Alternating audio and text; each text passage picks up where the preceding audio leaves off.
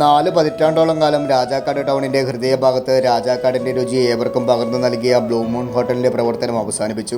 Rajakkad വരിക്കത്തറപ്പള്ളി രാമൻകുട്ടിയാണ് blue moon hotel നടത്തി വന്നിരുന്നത്. 15 വർഷം രാജാക്കാട് സെൻട്രൽ ജംഗ്ഷനിൽ പ്രവർത്തിച്ചു. പിന്നീട് പൊന്മുടി റോഡിൽ 4 നിലകളിലായി സ്വന്തമായി കെട്ടിടം പണിതു.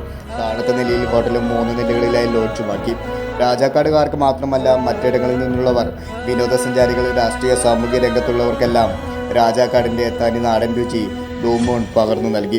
ഹോട്ടൽ പ്രവർത്തനം അവസാനിപ്പിക്കുന്ന രാമൻകുട്ടിക്കും ഒപ്പം കൂടെ നിന്ന ഭാര്യ രഞ്ജിനിക്കും hotel and restaurant association Rajakkad unit ആദരവ് നൽകി.